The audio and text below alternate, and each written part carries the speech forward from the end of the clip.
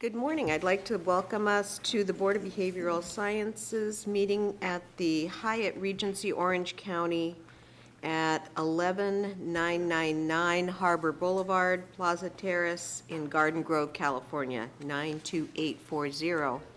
It is 8:34, and we are going to go ahead and get started by a call with quorum. Thank you, Christina. Good morning. Jonathan Maddox. Here. Deborah Brown. Here. Gabriel Lamb. Here. Dr. Christine Whitlisbach. Here. Betty Conley. Here. Dr. Peter Chu. Here. Christina Wong. Here. Dr. Leah Brew. Here. Vika Stout. Here. Alex Kim. Here. We have a quorum. Thank you. I'd like to start with the board members introducing themselves, please. My name is Jonathan Maddox. I'm an MFT member. Deborah Brown, public member. Gabriel Lamb, LCSW member. Things aren't working. I'm Christine Whitlisbach. I'm a public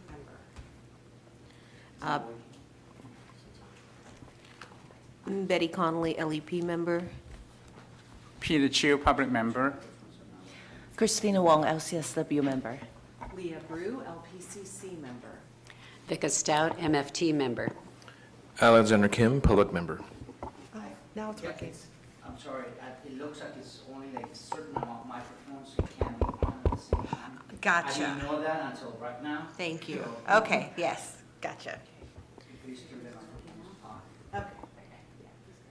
So with that, I'd like to turn us over to Judge Deborah Nye Perkins. Thank you, Judge. Okay, great, thank Get you started.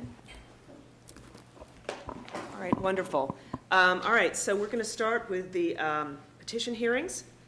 Is there a Shelby Alkir or Alkire?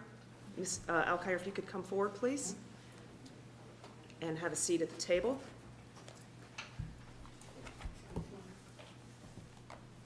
We need to ask for public comment before we start. Oh, I'm sorry. And suggestion for future agenda items. Boy, I was just eager to jump right into it, wasn't I? Are there any comments for, public comments for items not on the agenda? Seeing none, are there any suggestions for future items? No, and with that, we will move. All right, good morning, everyone. All right, we'll start with the petition for, is it Ms. Alkire or Alkir? Alkire. Alkire, thank you. We'll start with Ms. Alkire's petition. Court reporter is on the record. Okay, we will open the record in the matter of the petition for early termination of probation filed by Shelby Alkire. This bears Office of Administrative Hearings, case number 2018-101160, agency case number AS 2014-000412. Today's date is November 28th, 2018. My name is Deborah Nye Perkins. I am an administrative law judge with the State of California's Office of Administrative Hearings. I'm not affiliated with the Board of Behavioral Sciences, but I've been assigned to sit with a quorum of the Board of Behavioral Sciences today, which is convened here to consider this petition. May I take appearance of counsel, please, for the record? Good morning, Your Honor and the board. Molly Selway, Deputy Attorney General, appearing on behalf of the people of the State of California, pursuant to Business and Professions Code Section 2760.1 and Government Code Section 11522. Thank you, Ms. Selway. And Ms. Alkir, you're here representing yourself, correct? Correct. All right. Let me give you a little bit of information about how this proceeding is going to go, and I'm sure there are other folks in the room who are probably behind you in line to come up and do their hearing, so they might want to listen in as well. So today's hearing is with regard to your petition for early termination of probation. That means the burden of proof is on you to establish that you're entitled to early termination of probation. Typically, when that burden has the party has a burden of proof, we let them present their evidence first, but that's not how we're going to do it today. Today, Ms. Selway is going to present the evidence that's been submitted in the petition, as well as a lot of the documents, and she will present those jurisdictional documents, the petition, and any argument in support, and outline the background of the case. And when she's finished, you will have an opportunity to present your evidence. You may do so in the form of your own testimony, and as well as any additional documents that you may have, and she'll have a right to cross-examine you and object to any documents, okay? If you have any questions with regard to procedure, please let me know. I'm happy to help you as best I can on that. However, I cannot provide you with any legal advice, okay? Okay. And at some point after you present your case, I'll open it up to the board members if they have any particular questions about the testimony that's happened, okay? Okay. All right. With that, the first thing I'm going to do, and the first thing I typically do, is I'm going to mark documents. I note I've been handed a notebook. I'm assuming you have those same documents in front of you. I'm going to mark those just for identification purposes first, so let's do that. The first document, I apologize. The first document I have under tab 1 is the petition for modification penalty with its attachments. And I'm going to mark all of that as Exhibit 1. Under tab 2 is a stipulated settlement and disciplinary order. I'll mark that as Exhibit 2.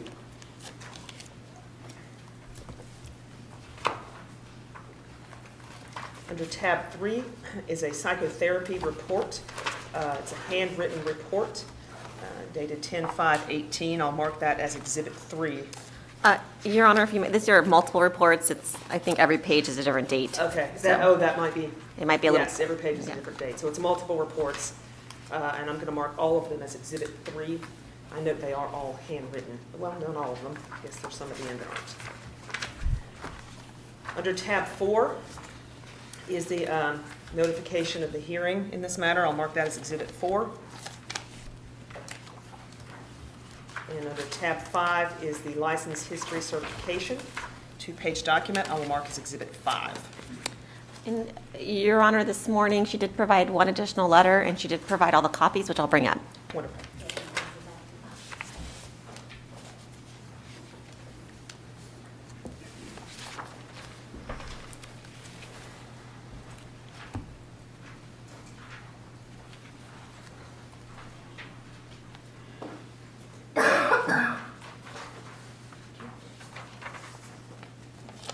All right, so I have one additional letter dated 11/6/18. I'm going to mark that document as Exhibit 6. Are there any further documents to mark, Ms. Selway? No, Your Honor. And Ms. Alkier, you have no further documents, No. correct? All right. With respect to Exhibit 3, we would like to request protective order pursuant to California Code of Regulations, Title I, Section 1030. Okay, well, let's go with I guess, deal with admission of all of them. I'm assuming you Okay. have no objections to admission of any of these documents. Is that correct, Ms. Alkier? Correct. All right, in that case, Exhibit 1 is admitted. Exhibit 2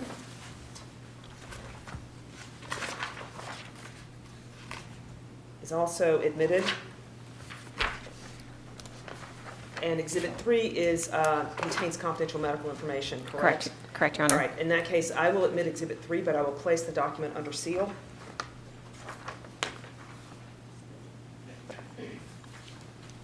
And issue an appropriate protective order accordingly. And, Your Honor, real quick, just to remind the board, if we do ask any questions about Exhibit 3, to please clear the room beforehand. Thank you.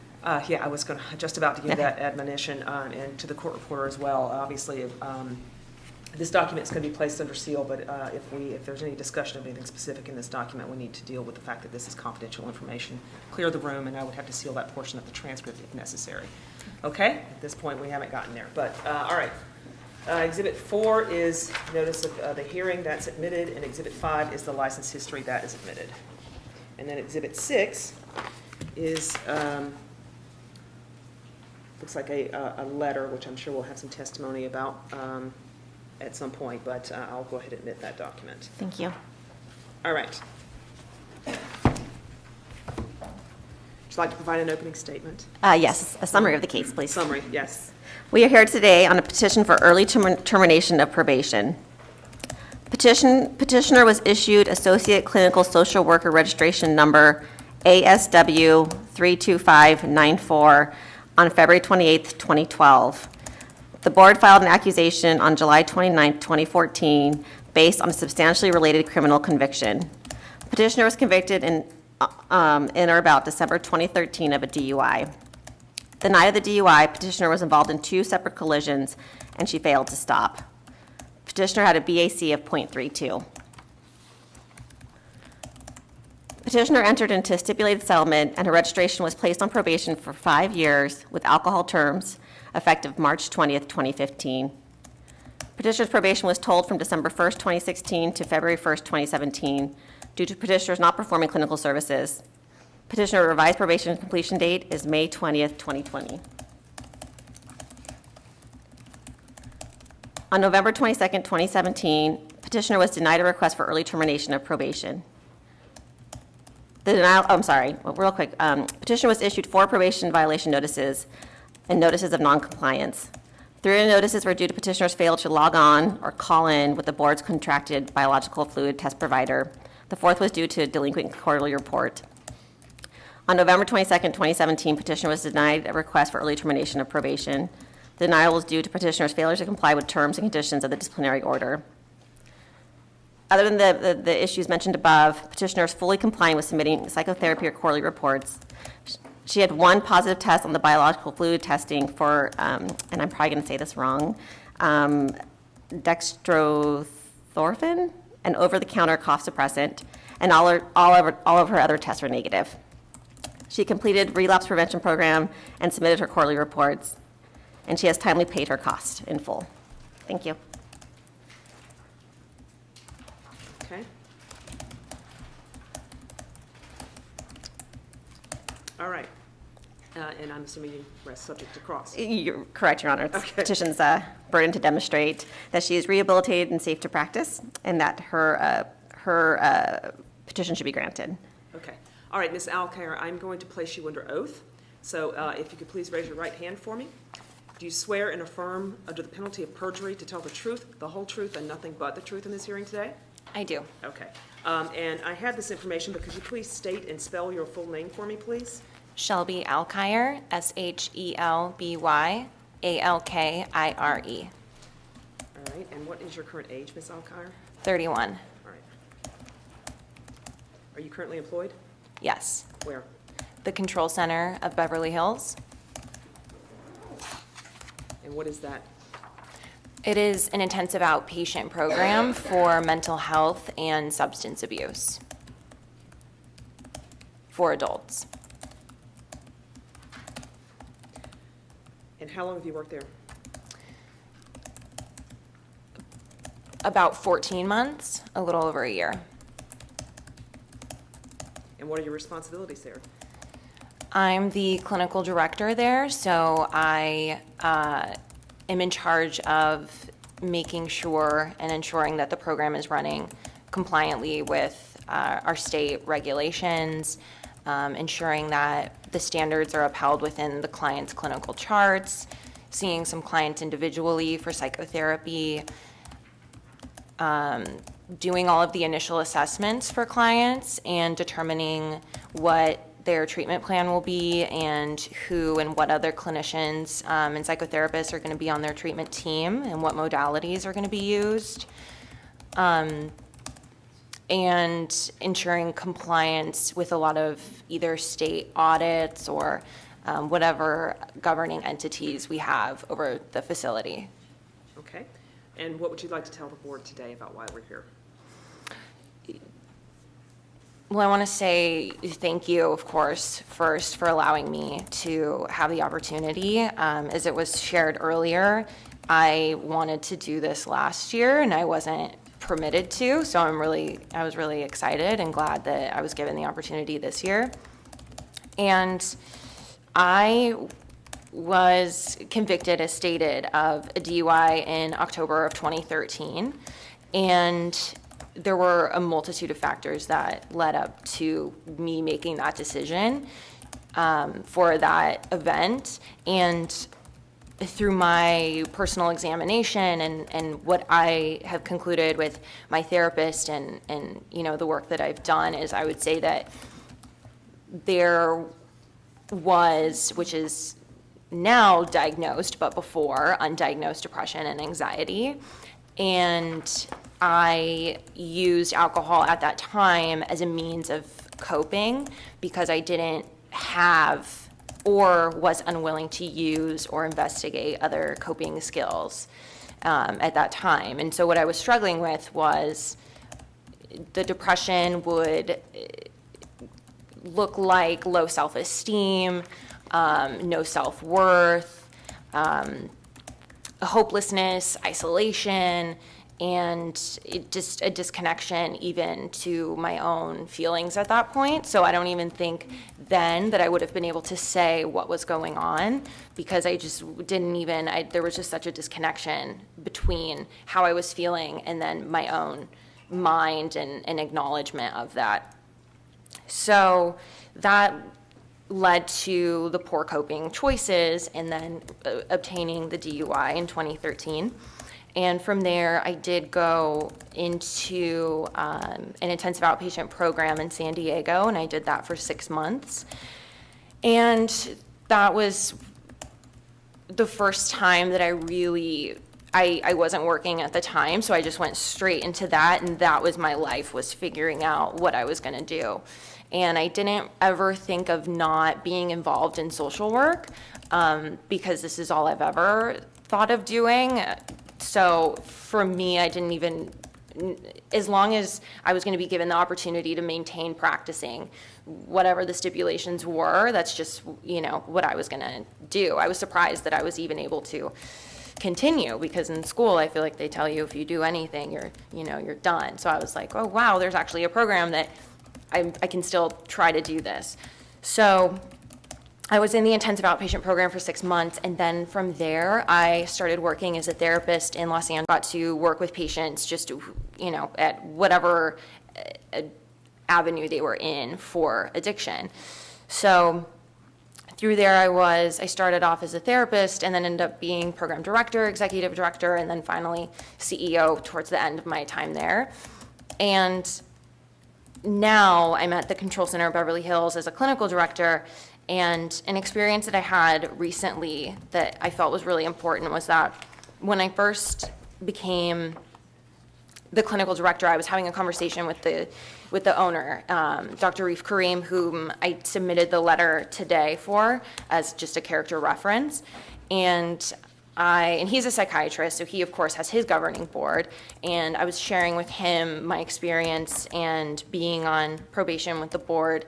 And he made a comment of something along the lines of, oh, that's so unfortunate that now that's something that follows you, and you're always going to have to explain it and talk about it. And I was, kind of offended. And then I also realized, though, I completely understand where he's coming from. And I realized, too, that for me, I don't feel that way. I don't feel like it's like, oh, then I'm so bummed that this is on my record, and which actually it's not, I got it expunged, but that it's on my BBS record, because it was such a huge catalyst for where I am today. And I know for a fact that had that not happened, there was such a disconnection between what was going on for me, and I was so unable to be vulnerable and to connect with others and to be willing to seek help, because I felt that would mean that I wasn't good enough, that I know I wouldn't have sought out the help that I needed. I think that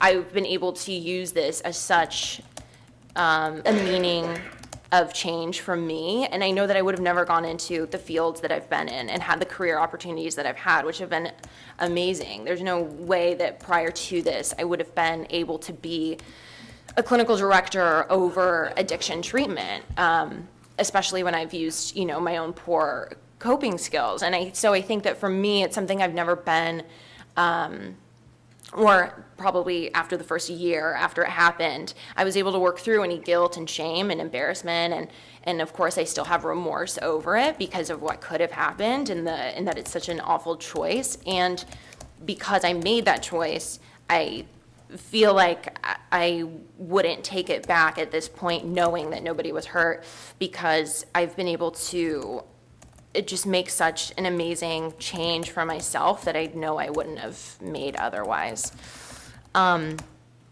So now in terms of coping skills, because obviously that's a huge point of what I'm doing now, is that for me, it's important that I have a network of support. And so now luckily, because I don't have embarrassment and shame about, what I've done and where I've been, and that I'm really proud of my story, that I am able to be really vulnerable with people and be honest, and to have these experiences where I can actually connect with someone over sharing the trials and tribulations that I've gone through. So I've been able to create, a support network for myself based on honesty and integrity that just definitely holds me accountable in that way. I've seen the same therapist, I had a therapist in my intensive outpatient program, and then being in LA, I've had the same therapist for years, and so we have a really good connection and relationship, and so I continue to see her, and it's great working with someone who has known me for so long and who knows where I was and where I've been and how I'm doing now, and she can point things out to me. And another huge point for me is a lot of mind-body connection. So I obtained my yoga teaching certification over the summer because I want to find a way to incorporate that into individual psychotherapy, because for me, there was such a disconnection that I was so uncomfortable with myself and that anxious feeling and just feeling my body, that yoga is something that has given me that opportunity, and I think that was so helpful to actually be comfortable in my skin, that I think it would be really powerful to be able to combine the two in some way. So I obtained certification for that, so that's a huge point as well. And listening to, as the case was being presented and having the probation violations, I calculated it at one point, and I don't think it's here, but I wrote it in a letter to my probation monitor, that over, 365 days, I think it still ended up being 99% of the time I did call in. I forget sometimes, I haven't. I think I've forgotten one time this year, so I'm very proud of myself. It's a hard thing to kind of get in the groove of doing. I have 4 alarms set on my phone, so I desperately try. But I have made that mistake a few years ago where it was hard for me to get in the groove of making sure that I'm logging in and calling, but I definitely do all the time now.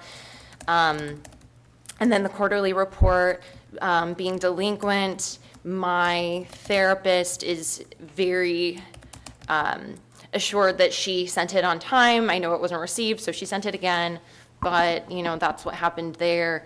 And of course, the other one was the positive for DXM, which, working in addiction treatment, I know is part of cough syrup. I tried to make sure that everything I purchased does not have it, and unfortunately, I purchased something that did, and I didn't take it after that. I think that's mainly what I wanted to say, and the reason why I would like to be off of probation early is that so when I left a New Start Treatment and Recovery Center, because I wanted to expand my skill set and I didn't want to just become stagnant in my career, I was offered a position at Cedars-Sinai, which is a really, world-renowned hospital in Beverly Hills, and they were well aware that I was on probation with the board, and they were fine with it and everything until I started going through the process of hiring, and then they were like, oh, hey, unfortunately, we can't. So that has happened a couple times where it's different positions I've either been talking to someone about or, being offered something, but then due to more of a bureaucratic, even if they don't mind as a human, as an individual, they are still unable to hire me. So I think job opportunity wise, that's the main reason why for me, I want to be able to expand my skill set and to help more people and to, I think I've really embraced where I've been and where I'm at now. And so I just really want to be able to, move forward with that. And so that's the biggest part that kind of gets to me, is where sometimes it seems like I can't completely go forward because I'm still, tied by being accountable here with this, with some of the stipulations. So, but I think that's mainly what I wanted to share. Yes. Would you consider yourself an alcoholic? I'm not opposed to it. I don't say no and I don't say yes. And it's not necessarily, I definitely say I'm in recovery because I think everybody's in recovery of something. Do I think I can drink alcohol? No, I'm not, that's not something that I am holding myself to do. That's still something that for me is not part of my coping skills. That's not part of something that's in my lifestyle at all.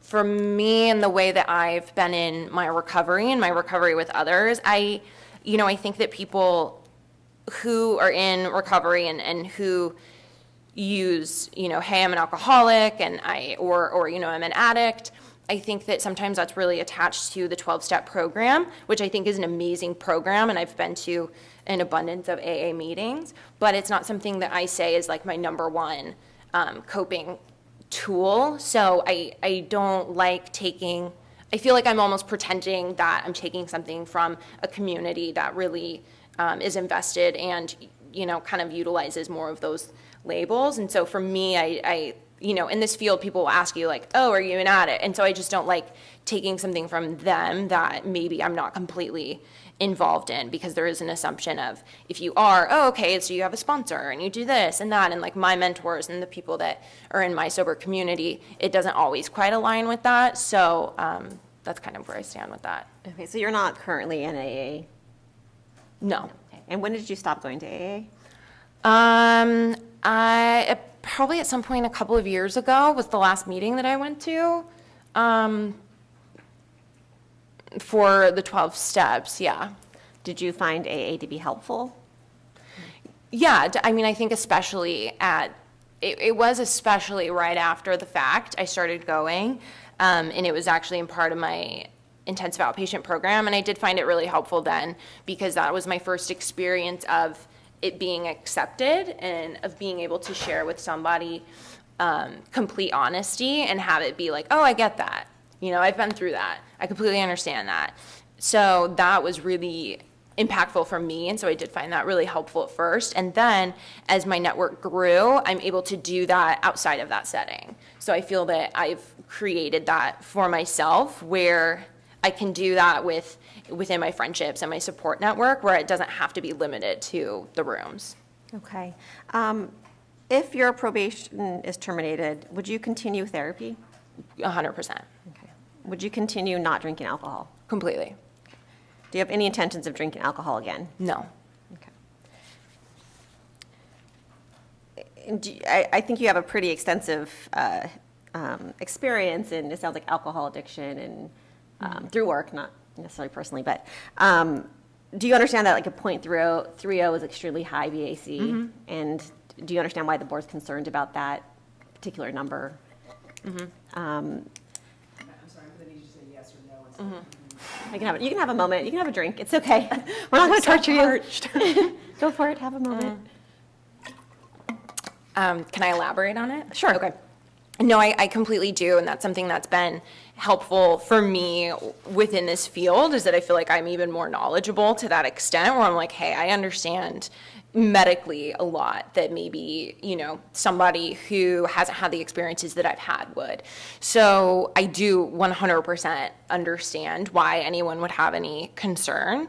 And I think that's why originally when the stipulations and when the board, it was sharing with me, okay, if you want to continue doing this, here's what you have to abide by, is I never thought, oh, hey, wait a second, I'm going to try to eliminate some of this, or I'm going to try to get out of some of this, because I never had that thought, because I knew, okay, I've exhibited poor judgment. It makes sense that I'm going to have to prove to the board that I am healthy and responsible to work with people within this field. So I completely understand any, concern that would be, present with the board. And I think during your opening or your case, you mentioned that you have a strong network, but you didn't really elaborate on your network other than therapy. Mm-hmm. Other than your therapist, what is your network? So I have a lot of close friendships within who are sober, like a sober community, that I've been able to create outside of the 12-step rooms. So, and that was actually through moving up to Los Angeles and working within that community. is that a lot of my colleagues, were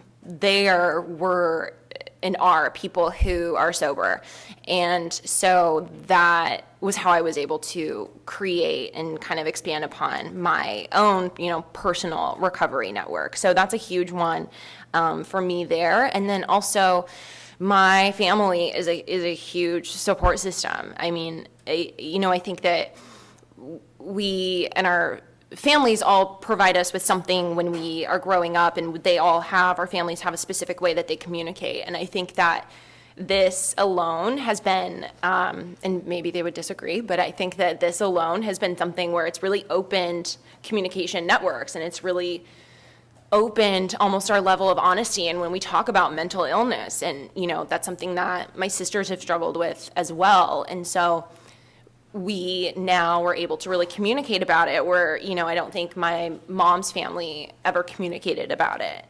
So I think that, my family for sure is something too that's a huge support system. And they live in San Diego, and I'm there every weekend because my mom's currently sick with cancer, and so I go there on the weekends to support her.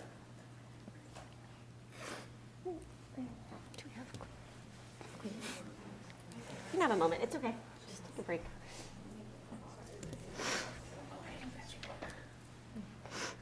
Oh, thank you.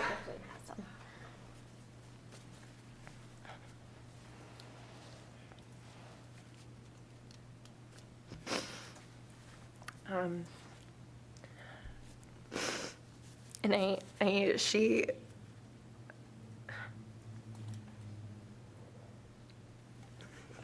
oh, I didn't think this part would make me cry, but she really wanted to be here and she couldn't, but,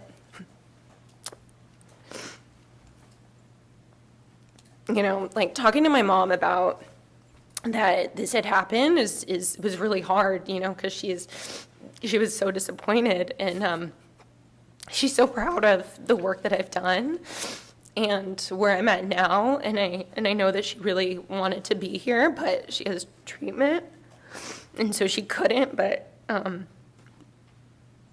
know that no matter what, because she's stage 4, but I know that she really wants to see the resolution of this, and so I know that she really wanted to be here and can't. But my family is just, long story short, they're a huge support for me too.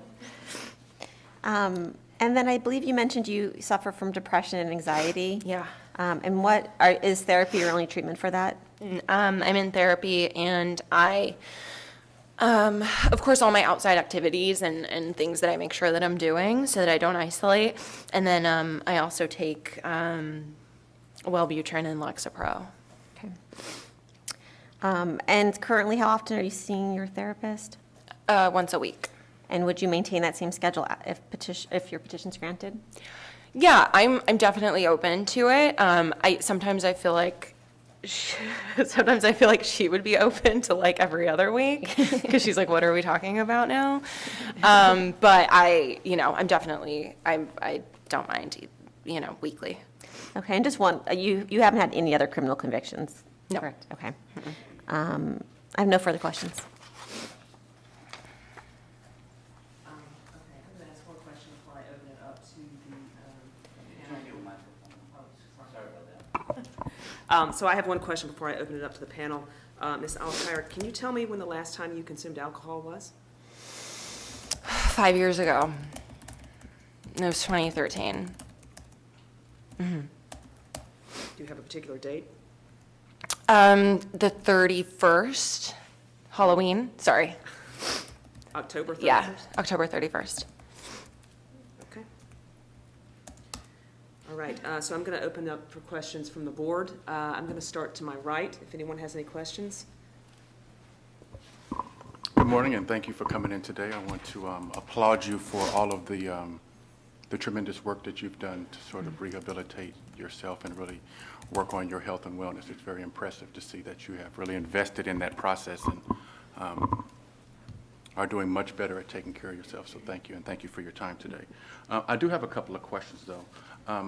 You mentioned, and first of all, I want to say I'm very sorry about your mom. I know that that's not easy to manage, and so thank you for sharing that, and I wish her well.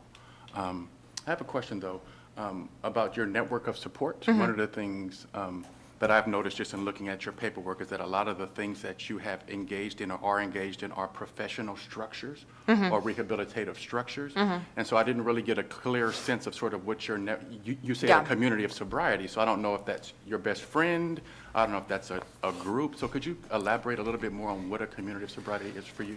Yeah, I would say it's not like a structured group. It's not, I don't consider work as part of that, because I think that, I mean, things change, work changes, and I don't want to have my actual physical location of a job be part of that while I love my work, but it's so important to have things outside of that. So I would say they're actually individuals, they're people, so, you know, a group of friends outside of a workplace. But it's not like a coordinated group, like Smart Recovery or something like that, but it's just like a group of individuals.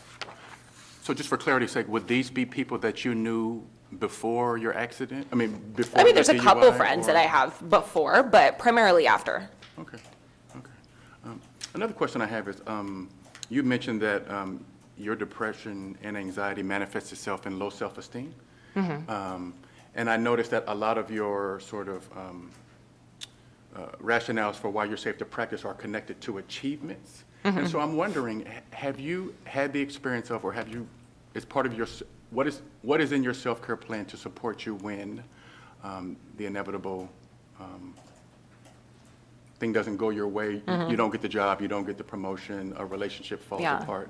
So what sorts of things are in place that aren't sort of achievement related for you? Yeah, I mean, I think part of this experience that's been incredibly helpful would be like this alone, and being here is part of that thing that's a constant reminder of how I'm not perfect and how things are not always going to go my way. The fact that I can't work at Cedars-Sinai, I can't work at a hospital right now because of this is something that it's a constant reminder where, you know, I remember calling my family and being like, I can't take that job because of this. This is with me, and that frustration of, you know, I'm doing everything that I'm not drinking, I'm engaging in what I need to do and trying to be as compliant, you know, as I can, and I'm still gonna fall short. So I've definitely had those experiences now, which have been very helpful in utilizing my own skills that I've learned through therapy primarily, I would say, and being connected to myself and knowing that I feel that way. Whereas before, I might just want to, if I even acknowledge the emotion, I might just want to glaze over it and like avoid it. That would be a huge part, is just avoid it. And now I can sit with it and know that I'm sad, I'm upset, I'm frustrated, but that's not me. I feel that way. I'm not a bad person. I'm not, you know, a mess up. It doesn't mean that I can't work there eventually if that's what's, you know, if that's really what I want to do.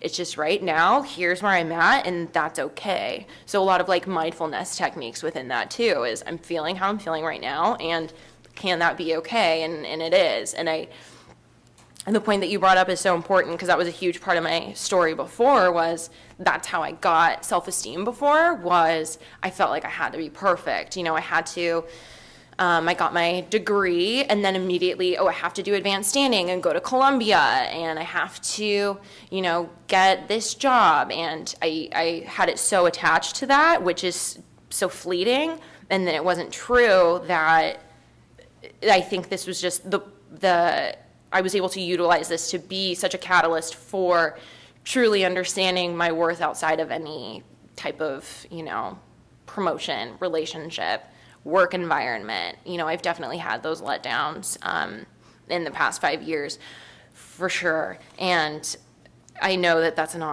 doesn't like define me, and that's not how I relate my self-worth at this point. I have one last question.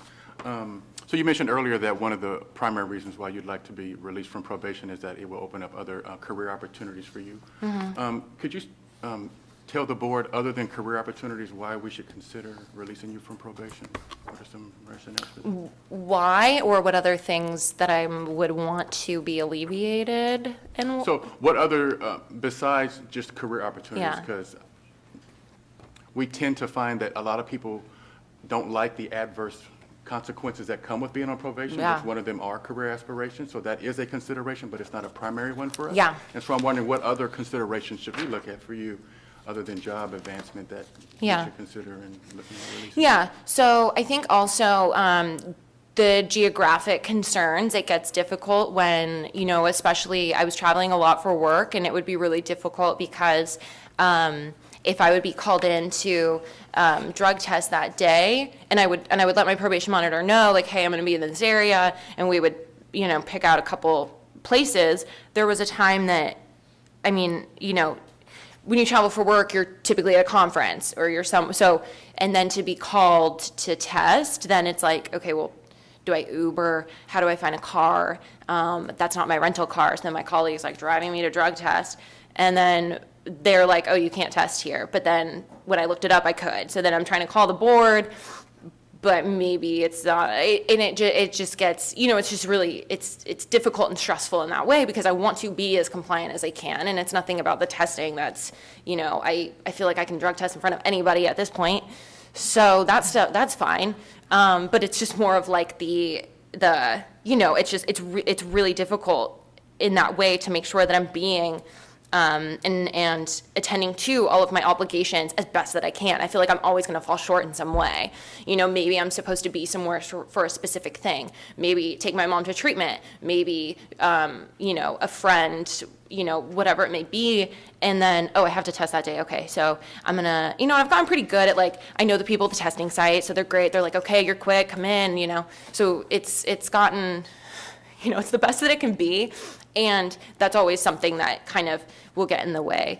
And I think those two are probably the largest things. I think, yeah, I think those are probably the biggest. Thank you. I don't Yeah. have any further questions. Okay, any further questions on this side?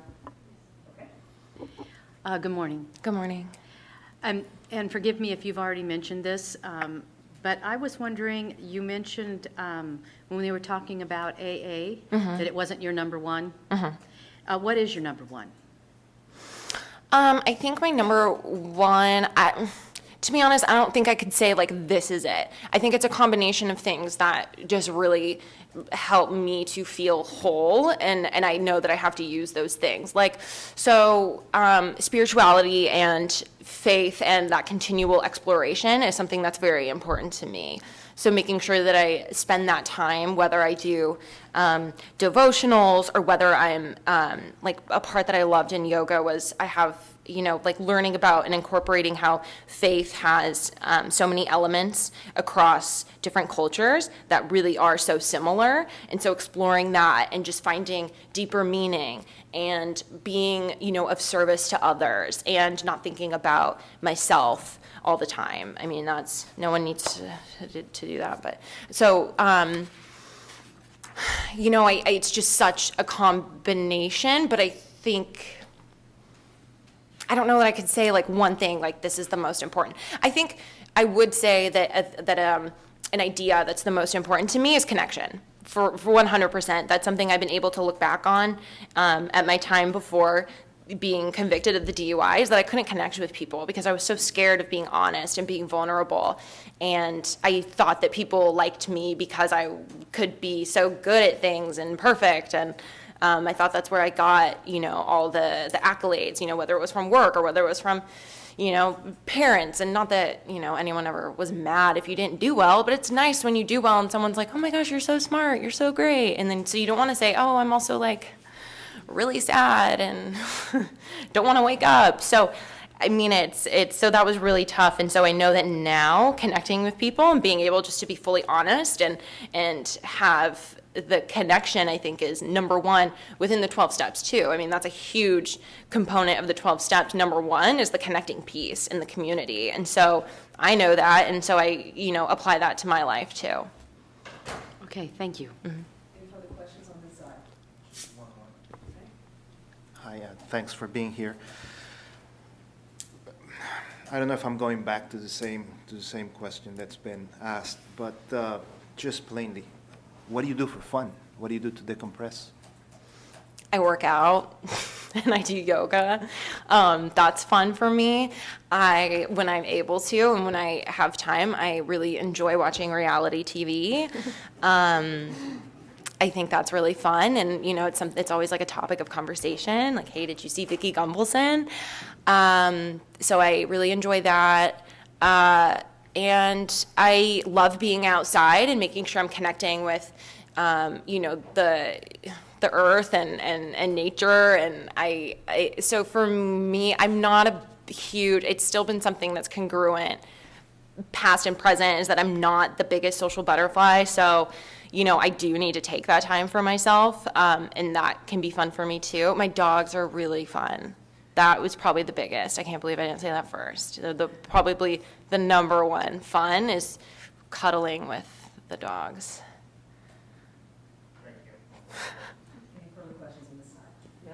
Any questions on this side? Yes, thank you for being here, and I'm truly sorry about your mother. I would like to ask Jonathan's question one more time, because you answered his question from your standpoint, but I want you to answer his question from the board standpoint. What you have accomplished, you offer us a lot of insight, but what rehabilitation you have done so the board would say, okay, the termination, probation should be terminated. Yeah, I would say that I listening when the reviewing of my case, I was like, that sounds awful. I was not allowed to petition last year. It's like she was denied that. And you've had these delinquent reports and you didn't test. I have 100% devoted everything to doing this. I wish I could be perfect at it, but I obviously know through all my experiences that's not possible. And I have done every single thing I can think of to show that I fully accept, there's no denying that what I did was irresponsible, and could have been harmful to others physically. I'm sure it was emotionally, to my family, to other people that I don't know. And I 100% own that, accept it. I know that truly. And so I've wanted to do, everything I've done is just to show that I understand and I am willing to do anything that I can do to make sure that that doesn't happen again. So I've done that through the therapy that I will do. I think everyone should do therapy. So I will do that probably, I don't know why I would stop. And I continue to find ways as well to explore and maintain that self-awareness. So yes, therapy, but also saying, you know what, I don't just want to limit myself to what I'm doing right now. I'm also going to engage and learn about Eastern medicine and yoga and investigate other things. I want to continually challenge myself, and I think that that's evident within what I'm doing.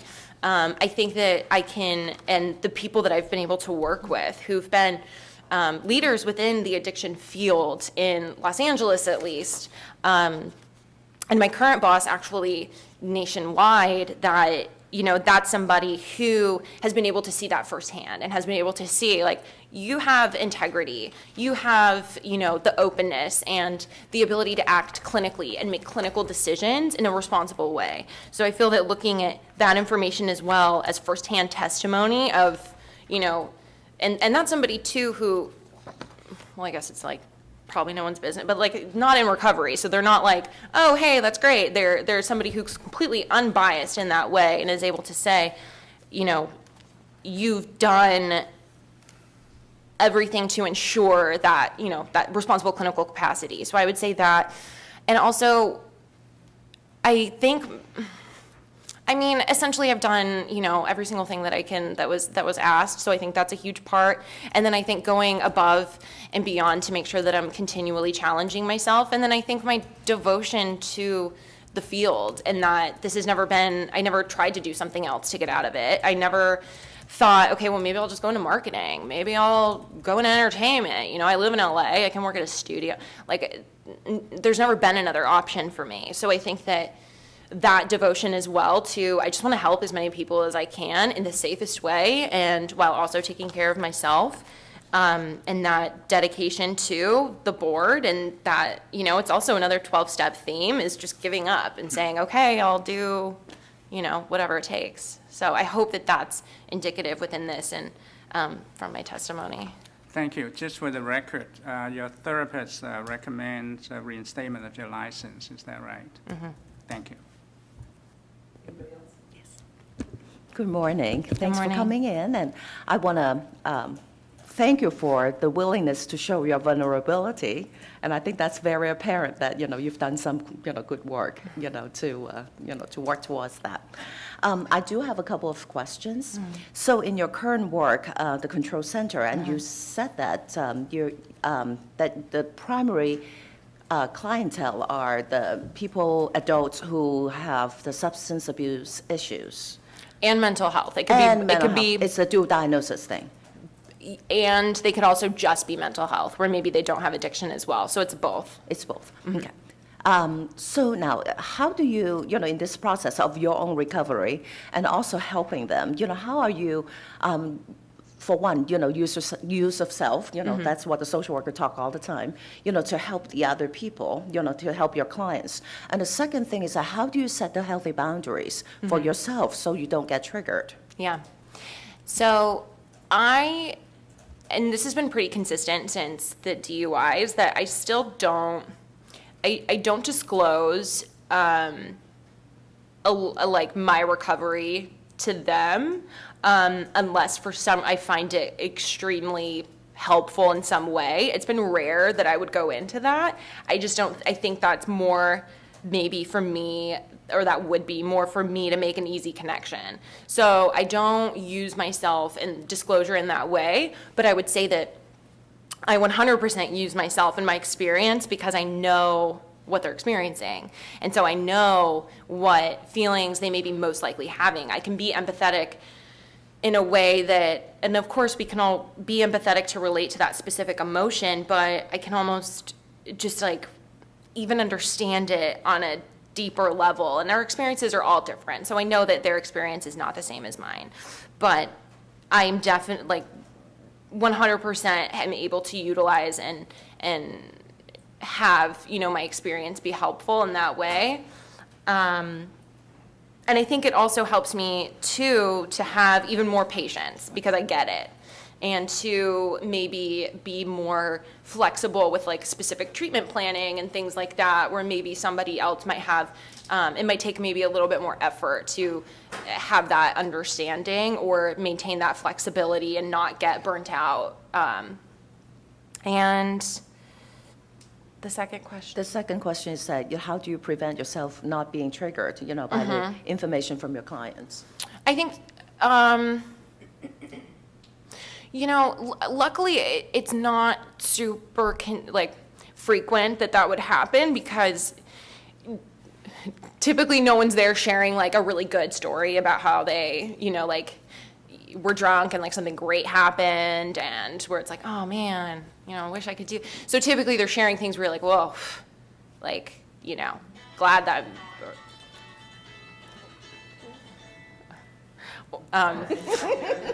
Yeah. Caution you, our court standards are smoking right now. I know you have a tendency, I do, to talk fast.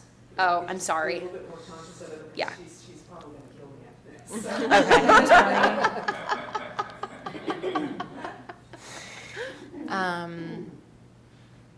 So setting boundaries, I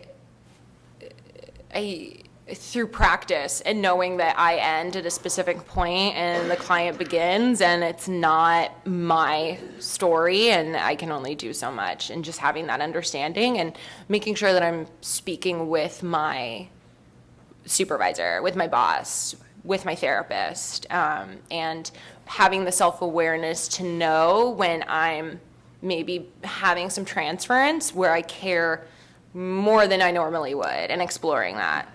And so just maintaining the self-awareness on that end too. I'm very glad that you said that, because I'm sure that, the style, and your personality like that, you probably would care more, than you should. Yeah. So the other question I have is that, in your, you're the clinical director. Do you provide clinical supervision no? No. So how did it happen? You're not the only clinician, in the agency, right? Right, and there was only one intern. Everyone else was licensed or was a licensed psychologist. There's one, and the intern was already being supervised. So my boss always knew that I can't supervise interns. Okay, very good. Thank you so much. Anything else? Any other questions on this side? No? All right. Okay, with that, would you like to provide a closing statement? No, Your Honor. No? All right. Anything you'd like to add, Ms. Halkier? All right. In that case, before we go off the record, you're about to do that in just a minute. I want you to be aware that, before I introduce the documents, that the board is going to meet after, in closed session afterwards. Oh, I'm sorry. So the board will be meeting in closed session after we hear all of the petitions to make a decision, and I'll have 30 days with which to draft a decision, and you'll get the decision at some point thereafter, okay? Okay. And with that, the matter is submitted and the record is closed. If you'd like to hold on a second, I'll get you a copy of the court reporter form, and then we can move on to the next petition. And that person can go ahead and take a seat near the area, and that's Watson.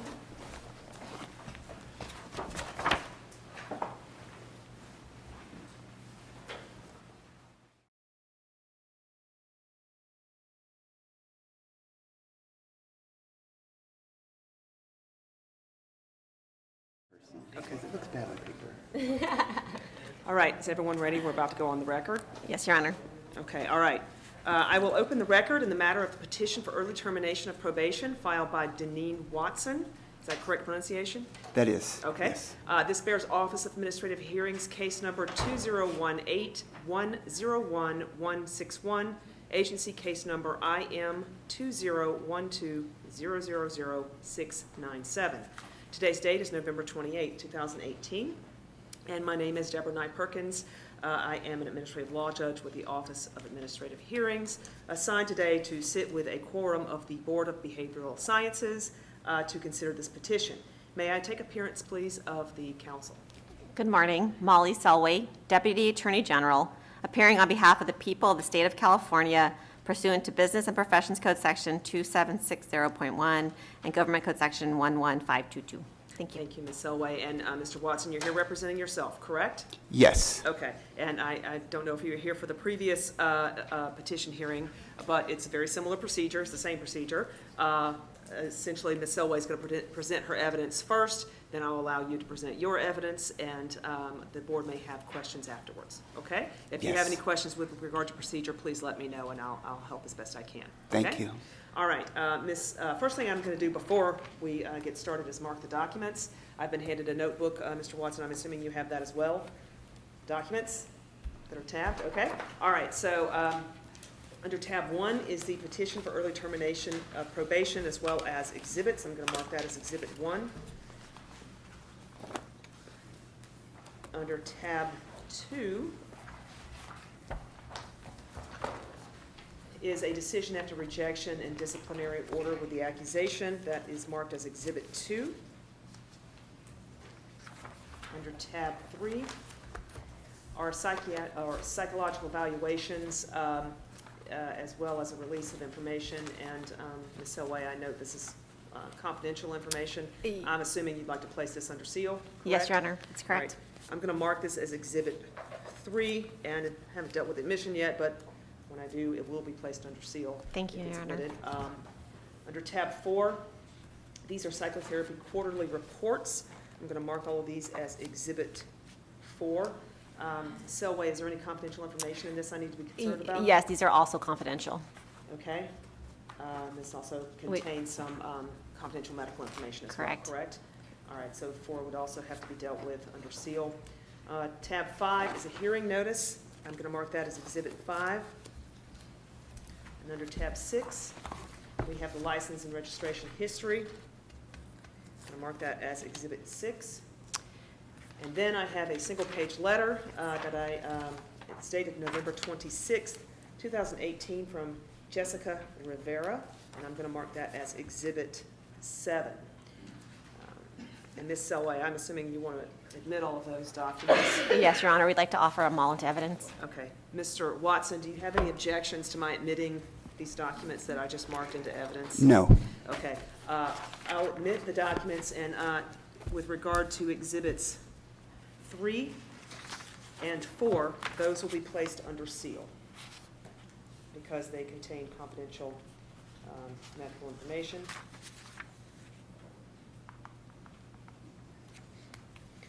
Any further documents to mark?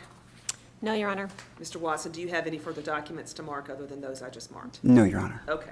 All right. With that, Ms. Selway, would you like to provide a summary statement?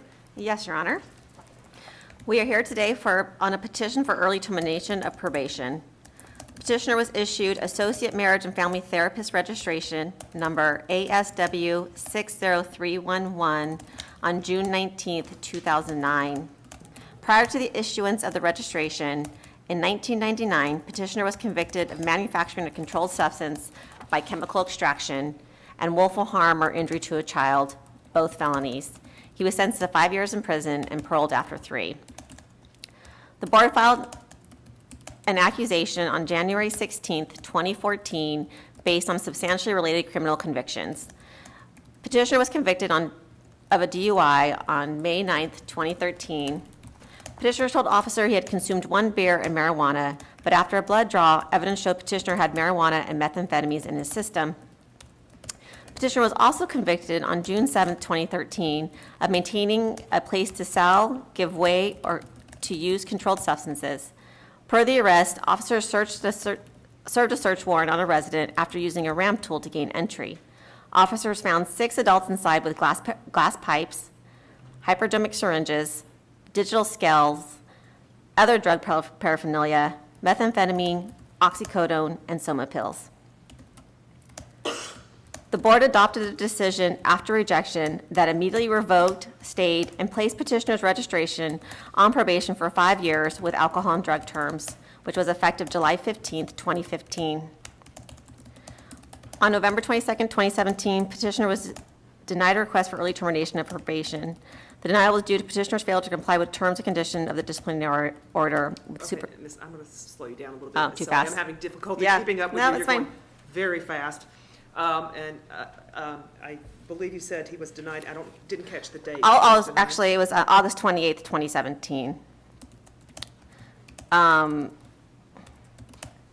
As petitioner was not in full compliance with the terms and condition of his probation, the supervised practice term. Currently, however, petitioner is in compliance with everything. He completed his actual suspension for 30 days on August 15th, 2015. His psychological evaluation was complete on December 15th, 2015.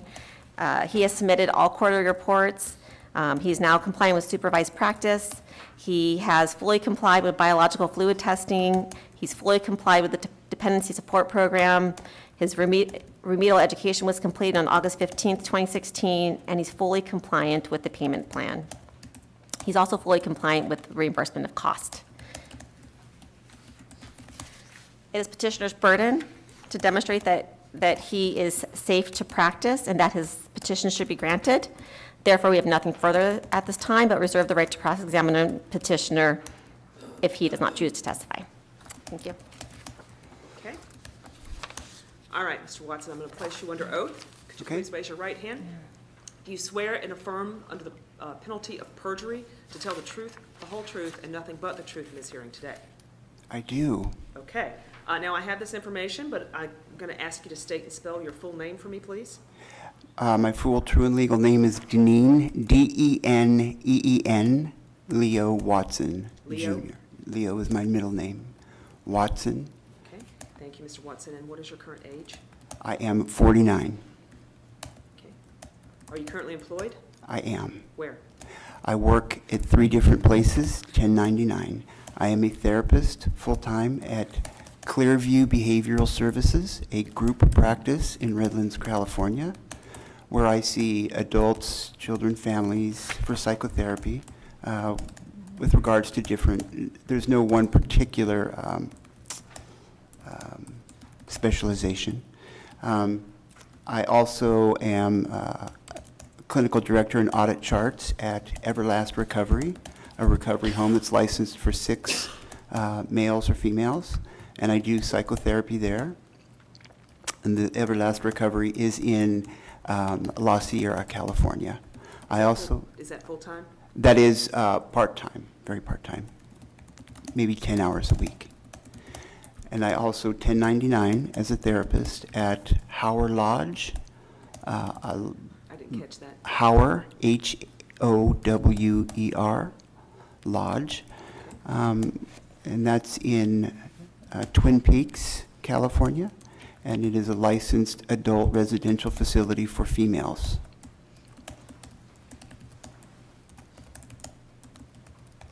Do you specialize in any type of therapy that you provide at that facility? Addiction, yeah.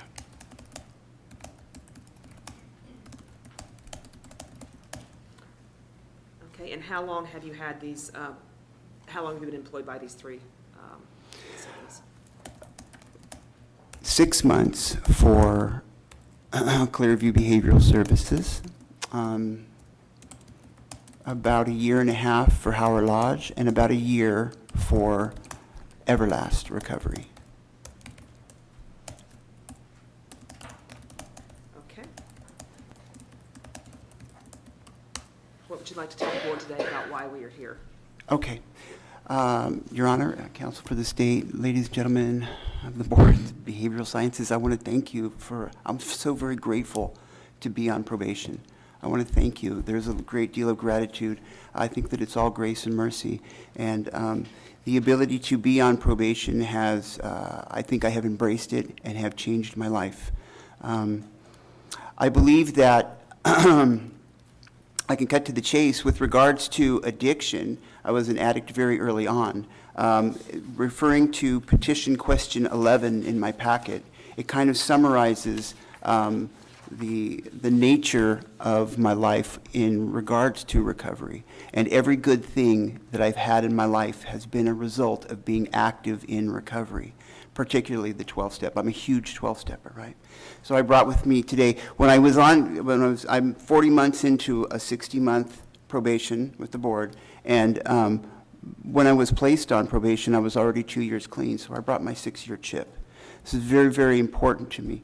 I want you to know that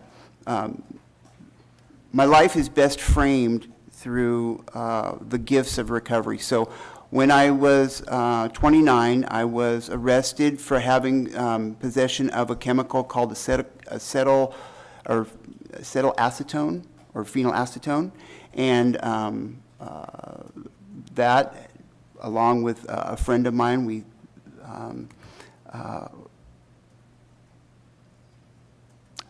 we were caught and had to take responsibility for having this chemical. My son was in the house at the time. No harm came to him, but that event was a very sentinel event, as that it introduced me in prison to recovery. And in 2001, I entered recovery for the very first time on a prison yard. My very first sponsor, I know to this day. He's not my sponsor now, but I know him to this day, and have built.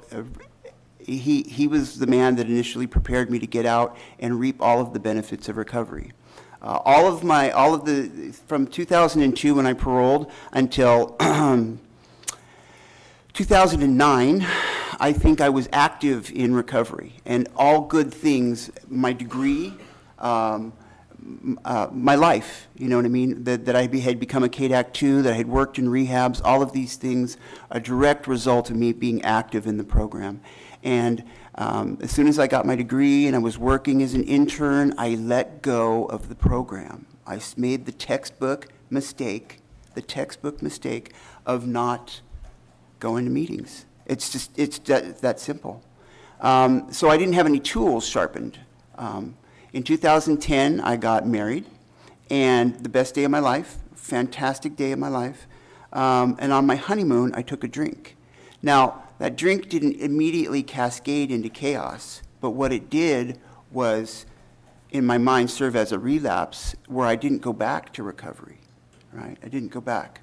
So in 2011, early 2011, my wife, her mother died, and we had relapsed together, and she kind of went off the deep end, so we separated.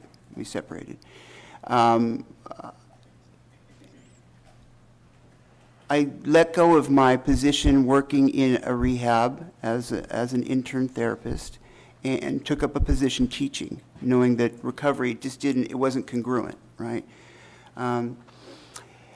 So in an effort to work it out, around November 17th, 2011, I went back over to the house and was in a raid. And I would not expect anyone to know or to think that I didn't know that there were drugs in that house. I did know that. But I wasn't using them until after that raid, where I lost my job, I became demoralized, I had caught a case, and I thought my career was over. I thought at that point there was no way that I was going to, get licensure. In any event, what I hadn't done was protect my most precious gift, which was recovery, right? My primary responsibility then and now is to protect this gift, which is recovery. And between that time, November 2011, and the DUI in 2012, I slid downhill I was actively using.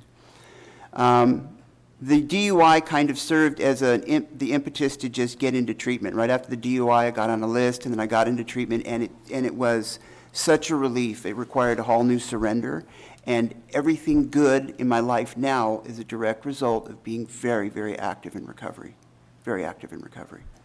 So I believe that I am safe to practice, more so because I live a life that is bounded by spiritual principles outlined in my program, that I am a very, very secure and steadfast member of my church, and I believe that I have wonderful things in my lives, all because of it. One of them is my ability to practice as a therapist, even on probation. That's a direct result of recovery. But whether I work at Starbucks or as a therapist, recovery is primary to this. It's primary. So I want to take responsibility for my actions, but also take responsibility for the fact that I currently go to at least 3 meetings a week. I have had 2 therapists. I was asked to get a new therapist by the board. And so I found a man in my area who had been licensed for 47 years. He's an LCSW. I don't hold that against him. It's an MFT. He's great. And he's very psychodynamic. So I thought we would go that route, and we have bonded and done some wonderful things. One of the things he urged me to do was to downplay a lot of the 12-step lingo, right? Because if you don't know 12 steps, you kind of seem odd, right? But that is definitely part of my worldview. Right, definitely part of my worldview. It's not part of his, and so a lot of the therapy we've done, and I got him in January this year, has been, more psychodynamic, back to the childhood, this good stuff. I think my other therapist was not able to do that. So I've embraced that, and I think that that's very, very important. I was denied probation last year, the ability to come here and ask for early termination. I have done everything I could with great anxiety to be compliant, to reflect that I'm compliant. And when I was turned down for my petition, it was because I was told that I had missed 17 supervisions. But every quarter I had submitted why, and there had been no reply. So I had not seen clients on this week or that week, or there were no clients because I was seeing 2 or 3 clients at the time. I was working for 4 years before getting a job at Clearview as a program manager for his house, New Creation, also dual diagnosis recovery. Much to my chagrin, I found out that supervision needs to happen every week, whether I have clients or not. So this year I've gone every week, whether I had clients or not, although I've increased my clients, and that hasn't been a problem. I just want to impress upon the board that I'm here to take responsibility and that I believe that I am safer than most because of the spiritual principles, which are behaviors that I operate within. My DUI, I had a blood alcohol level of 0.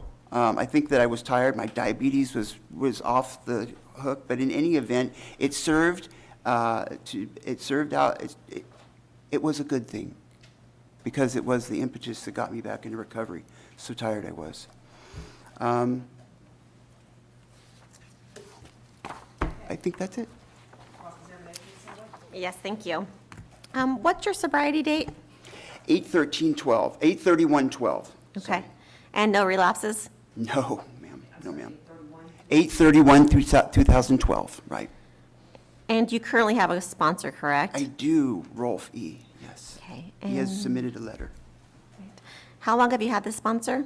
I've had Rolf for 3 years. 3 years. Okay. And how often do you communicate with your sponsor? Probably 3 times a week, but I see him on Friday nights.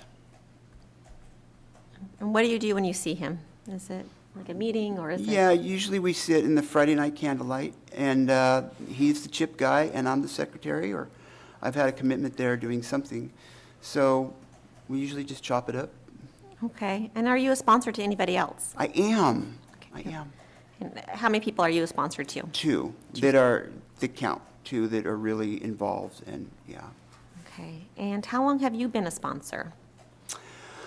Well, I've been open to being a sponsor since I've worked all 12 steps this time, but I would say probably 2 years. 2 years? Okay. Yeah. And I was just going to ask you the next question, have you gone through all 12 steps? Yes, ma'am. Okay. And which was the hardest step for you? The 6th step. And why was that? And what is the 6th step? Well, the 6th step is where we ask God to remove all of our defects of character. So really, it's not about book work or writing things down or reading stuff. It's really, your sponsor can't help you with that. Your sponsor can stand on the sidelines and cheer you on, but basically, the 6th step is you and God, or your power, a higher power as you understand him. Yeah. And what was your drug of choice? You know, my drug of choice was probably, my drug of choice was methamphetamine. Did you also have issues with alcohol? Not so much with alcohol. Not so much with alcohol, but my drug of choice was really more of whatever you had, to be true. Okay. To be honest. So you Yeah. essentially used all different drugs? If you had it, yeah. The disease model says that I have the organ has a defect, which is loss of control, and I get symptoms, and that's what I have, just loss of control. When I put anything in my body, it's loss of control. So you understand you can't use any type of drug or alcohol? Anything. Even if a doctor was to give it to me, I would could be dangerous, yes. Okay. Yes. And previously, you said you were sober from 2002 to 2009, is that correct? Well, it's 2001 to 2010 when I relapsed on my honeymoon. But let's say that's abstinence, right? So because I stopped really going to meetings in 2009, and that's the mistake. That made it easy for me to take a drink on my honeymoon. That was the mistake the core egregious mistake that I made.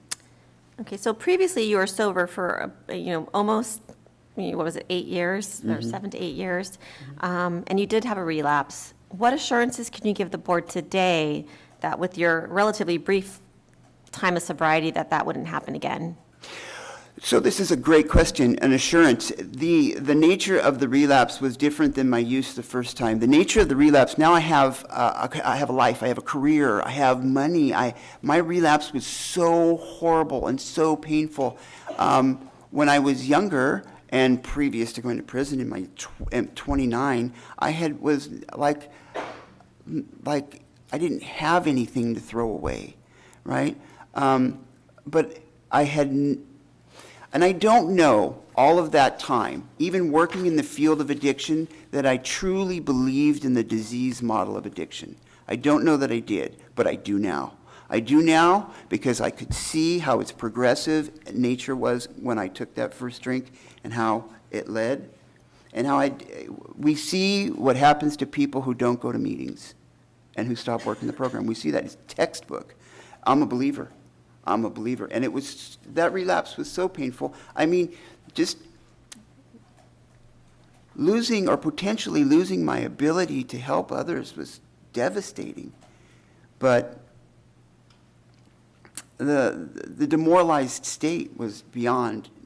I never want to experience that again. And it's so much easier today to just not. So I believe that I am stronger, as evidenced by my current recovery, which is exponentially better than anything I had in the past. Okay, and how often do you go to the NA or AA meetings? Well, I go Monday night, and I go Thursday night, and I go Friday night. I could go Saturday night also. I really like Saturday night, but Friday night is my home group. Thursday night, we have a new meeting we just started. My wife just started at the Serenity Club in Corona, and that's a great meeting, Narcotics Anonymous. And then there's a Monday night AA meeting. Okay. And how often are you going to therapy? Once a week. Once a week? Once a week, yeah. And if your petition is granted, would you continue on the same path with therapy? Yeah, at least for a little while. We've talked about that, my therapist and I, because as he in his note, he states that this would be the logical next step for my recovery to get off, And so what that would create in me with regards to having that agency and not thinking about it or being, yes, so yes, the answer is yes. Yes, so you would continue to... I would continue to see him at least for probably half a year. 6 months or so? Yeah, I think so. You would continue therapy. What are your triggers?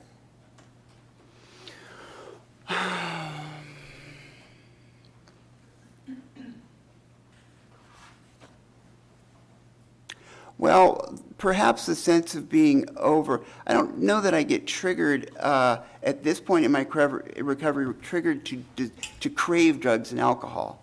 I think that I get triggered towards old behaviors. As you progress up the steps, you kind of are working on behaviors. And so I would think that being overwhelmed or that kind of thing, maybe stress. Stress may be a trigger. And if you feel those type of triggers occur, what would you do now? Well, I would share about it with my sponsor, with any of my friends in recovery. I might talk about it with my therapist.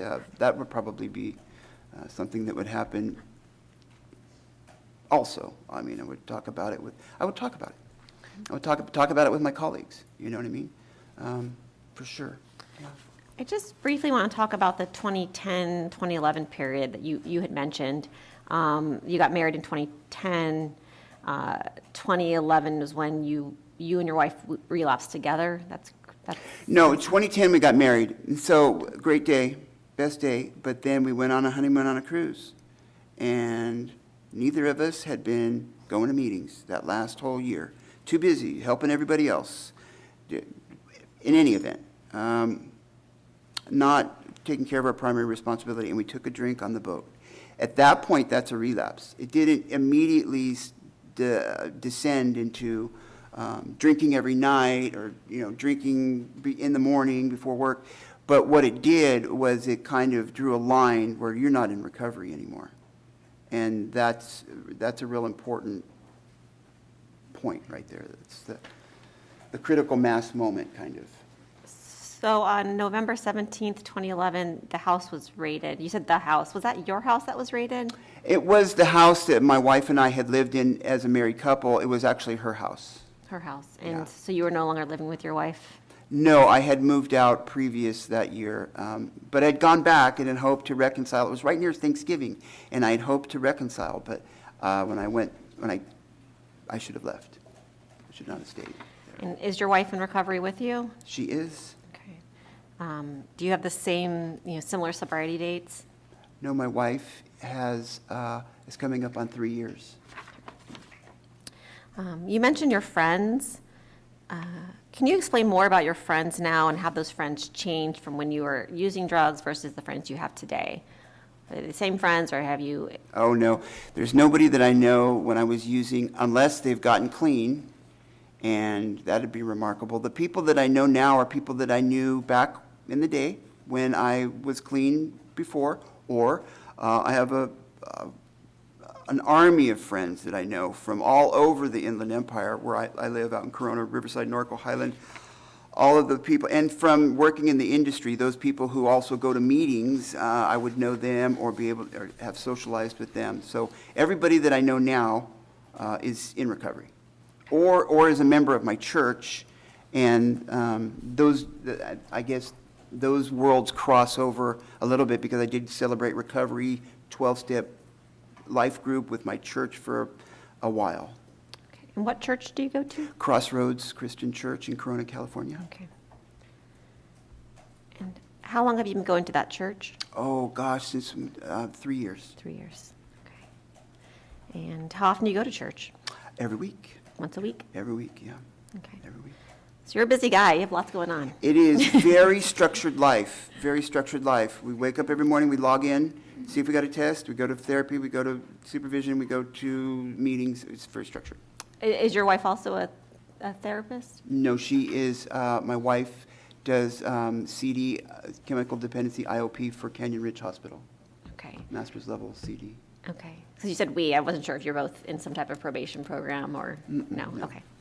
So you log on. I just want to. I log on. Okay, just make sure. Yeah, we. So I'm we. sorry. I was a little Right. confused by we. I'm so sorry. And then you said you had children, correct? I do. I have children. I have grandchildren. You have grandchildren. I have grandchildren. Okay. Yes. How old are your grandchildren? I have one that's 4 and one that's 1. And do you have an active involvement in their life? I do.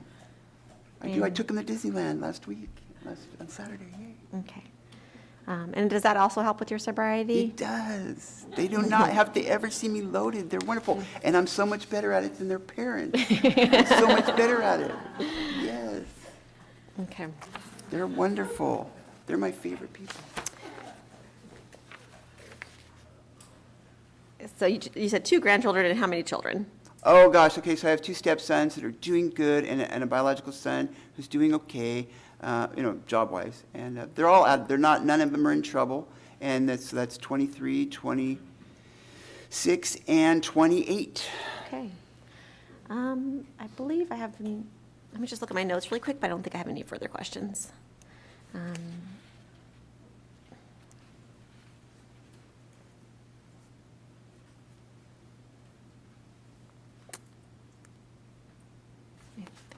I have no further questions, Your Honor.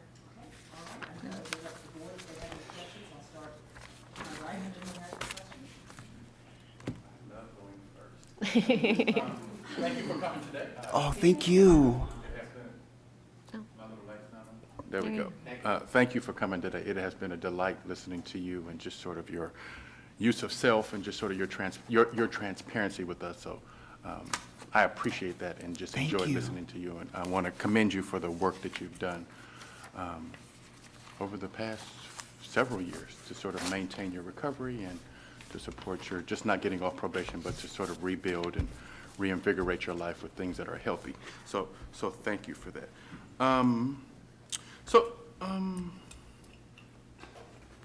The question I had was, I appreciate your insight into the sort of glacial shift that happened in 2010, where you stopped going to meetings, then you got married, you went on your honeymoon, and you had your drink, and then things seemed to just snowball from there. I appreciate your insight into that.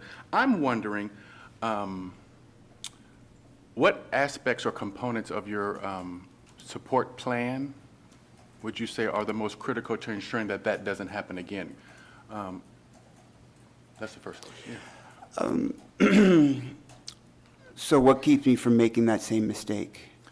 That's sort of what I'm asking. So I'm assuming at that time you may have had a sponsor, you may have had all the things that are in place now, but I'm wondering, I'm going to assume that you didn't talk to them and say, hey, I'm going to stop going to meetings. You kind of just did that in isolation, and then things just started to roll. So I'm wondering, what would you do differently now if that sort of impetus sort of Right, occurred? that's, let me clarify.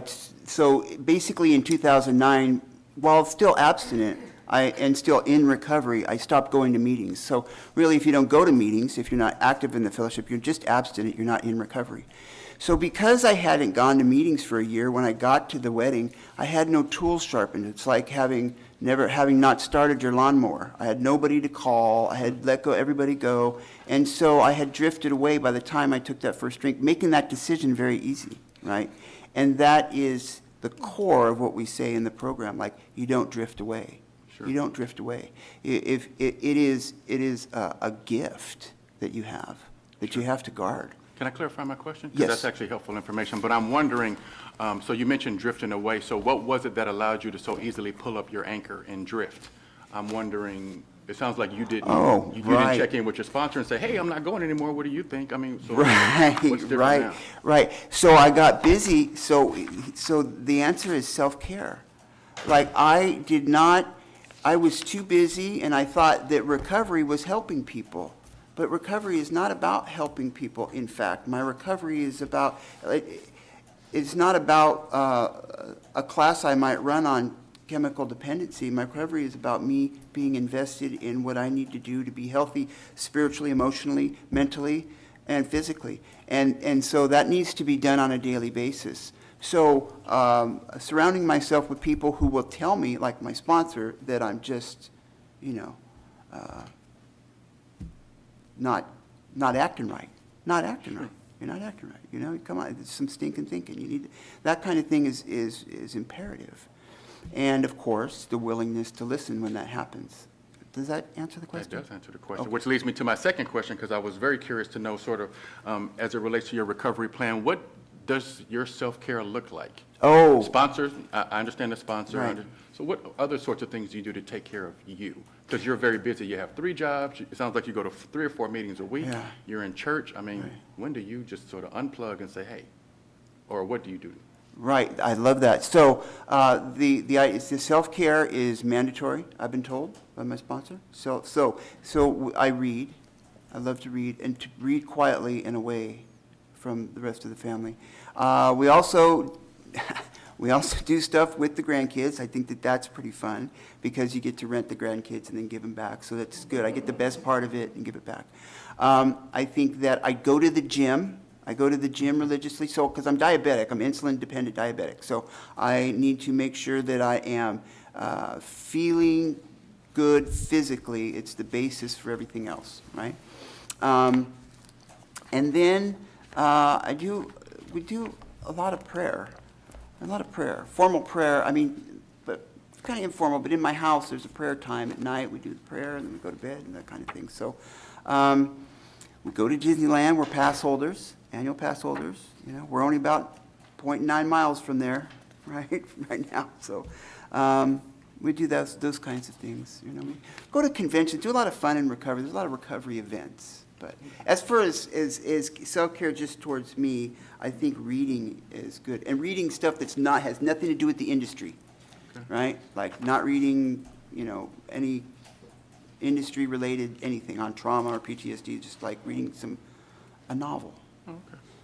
That's good to hear, because I just looking through sort of and reading through your packet and listening to you, it sounded like you were involved in a lot of recovery-oriented career activities, which, are not necessarily a good indicator of how someone's going to manage themselves and sort of their recovery just by themselves. So I'm glad to hear that. It's true. It's true. It's not. I do have a question. You mentioned earlier, the attorney to your right asked you a question about sort of your triggers, and you mentioned being overwhelmed and stressed, and when you feel that way, you sort of revert back or maybe struggle with old behaviors. You said not drugs, and so I was wondering, could you elaborate on what those old behaviors were if they weren't drugs? Right. So, very good. So this is one of those questions where I kind of have a 12-step model in my head. So I'm thinking that old behaviors are those behaviors which are not based in principles. I don't know what it might be, like being short in my temper, or we look at behaviors like that,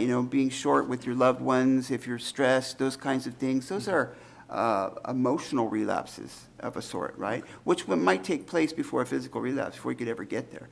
And so as you work the steps, we kind of look at those things as character defects or shortcomings. And those are the kinds of things that I might get triggered to revert back to, like, And so at that point, you call your sponsor, that kind of thing. Call your sponsor.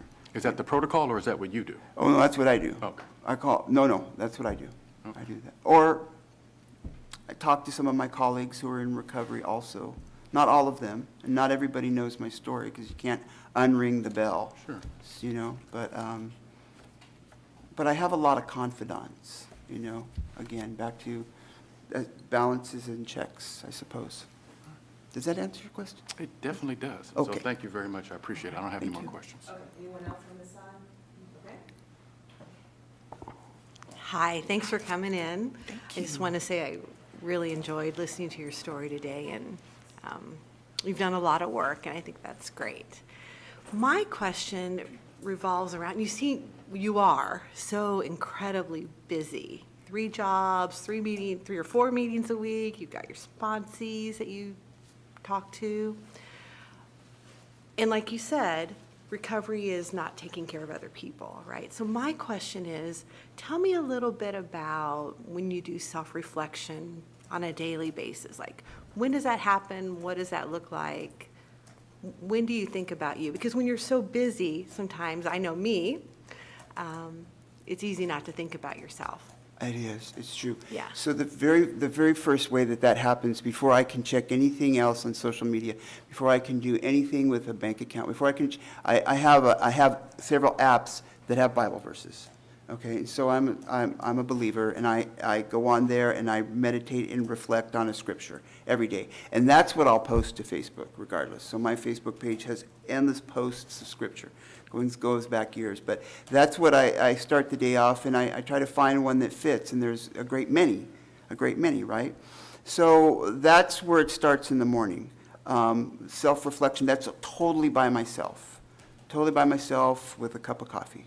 And that kind of can change the course of your day, right? Kind of arm me for the day. When I go to the gym, I am by myself, and I believe that, although that's very different because it's strenuous and not always fun, I believe that I am in a contemplative kind of zone, right? And that happens every Saturday and Sunday morning, Sunday before church or after church. And then at night, there's different meditations. You know, Sarah Young has great meditative, it's called Jesus Calling. It's a fantastic set of books that she has that we use. And so, but that's typically not done by myself. That's done with my wife. So. Great, thank you. Okay. So, as everyone else has shared, I also have enjoyed hearing your story. Thank you for coming in. Quick question, why, you're really motivated to get off of the probation or discontinue probation. I mean, you applied a year ago and it was too early or something. What's your motivation for getting off of the probation? Doesn't sound like your life's going to be that much different. Oh my goodness.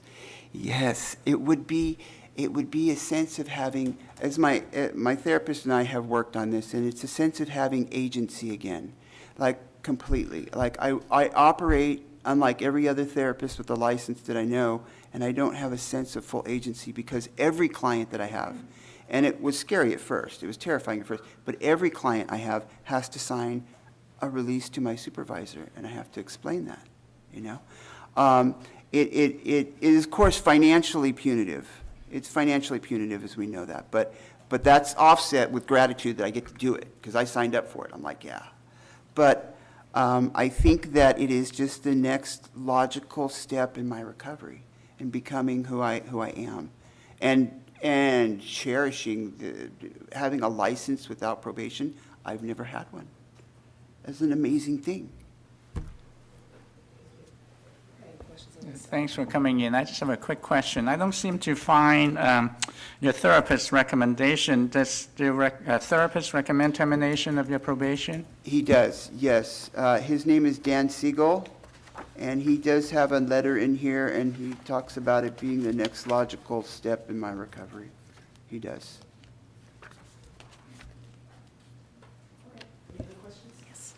Hi, thank you for coming in and sharing your story. I have, my question is that, you've been through a couple of this psychotherapists, and how many years that you have been doing individual counseling for yourself? Individual counseling has only been since I've been on probation. So that would be 3 years? 3 years. Okay. Right. So can you share a little bit about the insights that you get from the psychotherapy? About, what you worked on and? Yeah, my first therapist, he had a sense of recovery, and we would talk a good deal about that. And he was also religious, so we opened that door and we would talk about that. I think that in the last year, I've gained a great deal from my,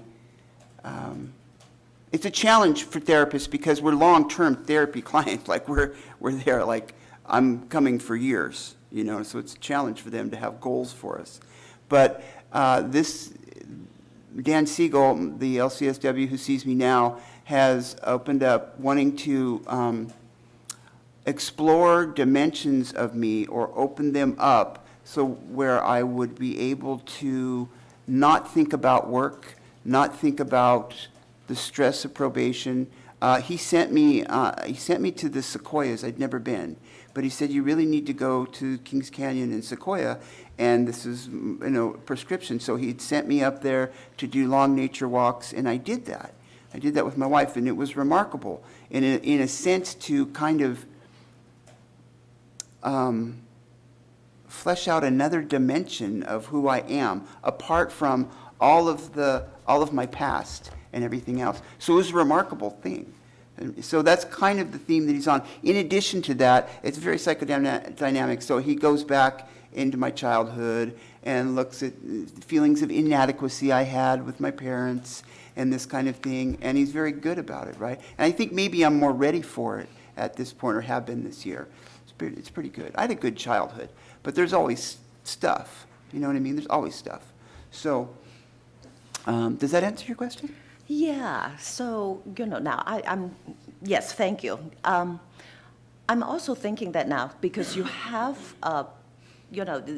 before, in your 20s, there's a pretty long period of time, that you use controlled substance. Yes. So, so did you and your therapist work on that, since you brought up, that, some of the focus on, the family of origin and how that affects you as a person? Yes. And so, so can you talk a little bit more about, Yes. about In fact, in True Therapeutic Nature, we have and are currently working on that. It's very good. I think if I was to stay with him, it would just be because of that, because my sponsor is not a therapist and my therapist is not a sponsor. They have different roles, and I think that my therapist is very good, and I'm vulnerable with him in a different way than I am with my sponsor. They're just different. And so absolutely, with regards to bringing up and uncovering initial things or early things that are very, very painful with regards to use and substance use. Right. So this is my last question. So I know that you tried to, you did answer the reason of your relapse back in the 2010, because of your, honeymoon and, busy in taking care of other people instead of yourself. And I also, but I also want to focus on the fact that you stopped the recovery efforts in 2009, and that was the same year. Also, you get your master's degree and be able to to practice counseling. So is that anything to do with that? That because of your accomplishment, that you feel like I don't need anything and in recovery, so you stop? That's a good question. So that would be ego. Did my ego say I have a master's degree? I don't need to be. That I think that that may be part of the system. Yes, the system that I had at that time that I was in might have been part of it. I was so busy. I was taking care of people. I think that I needed recovery, but I didn't need it like everyone else did, right? Because now I had a master's degree. A fatal mistake. Huge mistake. And so I think that's a good question. I think yes. And in fact, my therapist and myself have talked about this. You know, what was it about me that checked out after around that time, right? Right. So can you Right. elaborate a little bit more? Because I think that's also what the board wants to know is about your insights, why you stop, taking care of yourself. Because of the long history, it's not just about, using, it's about the relapse prevention. Right, absolutely. And so, so when, Absolutely. so I, that I am looking for and to see, what the level of the insights you have, why you relapse. So, yeah, can you give me a little bit more? Well, I hope so. I like to think that I was very, very busy, very, very busy. And so I opted or made choices not to go to meetings. And those are kind of insidious decisions. They're they kind of sneak in over time. Like you just kind of like haven't gone to a meeting now in 3 months. And so why do we want? And so that kind of perpetuates as we fill things with other things that we're doing. In addition, I think what you're asking is what my internal situation was like. Maybe, like I said, maybe it was part ego, that I didn't need to go to meetings, that maybe I wasn't an addict, or I didn't need to, maybe I could just do it with church, this kind of thing. I think that that's a common mistake, that some people make. Particularly when we work in recovery, right? Like I work with these people, but the problem is that that's my job, not my recovery, right? So it's who do I work with that I don't get paid for? That's recovery. That's recovery. So I believe that, as bad as it sounds, I think that there's some truth there with regards to it was maybe ego-driven in some respect. Is it hard? Yeah, sorry. Go ahead. No, does that answer your question? So is it hard for you to admit that, the ego has... Yeah, it is. It is. It would be easier, I think, for me to admit that openly in a meeting. You know what I mean? We talk about ego all the time in a meeting of Narcotics Anonymous, but to the board, it's a little bit harder. Okay. Thank you. Okay. Thanks for coming in. Thank you. I've been sitting here trying to figure out how to form this question. A lot of what you're saying about where you fell off the wagon, you take full ownership of. And I can't help but thinking about you're in a relationship with someone who's in recovery who fell off the wagon. And when I heard that, so you've been sober for 6 years, she's been sober for 3, so there's some way that you managed those 3 years. But I get nervous thinking about, what if she falls, God forbid, hopefully neither one of you would ever fall off the wagon again. But what if it starts to get really bad? And how will you navigate that? Because of your faith, so I am making assumptions about how you view marriage and the importance of it, and yet taking care of your recovery, which I hear that you're very committed to, but clearly there's also this inclination to care for and take care of others. I noticed when you talked about the people you go to, your wife wasn't listed there. Not that I don't assume she's not part of it too, but you have other people that you go to. But do you see where I'm going with this? I'm nervous. Excellent. It's a great question. It's really, and it begs a good answer. So my wife has her own program. She has her own program. We go to one meeting together, but I go to mostly the meetings I go to. She goes to her meetings, and she has her own commitments. She has her own sponsor. Like, I am not her sponsor.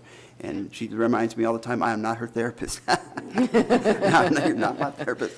But, okay, so there is strong feelings about marriage. Marriage is absolutely, but I do not believe that every marriage that exists should exist.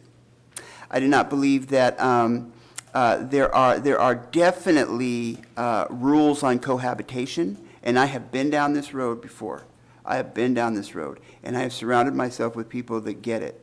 So the idea is that should one of us relapse, there's immediately rules on cohabitation, right?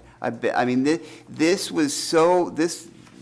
part of it, this part of the system was so difficult for me originally that it caused me to be, well, I was in the wrong place at the wrong time.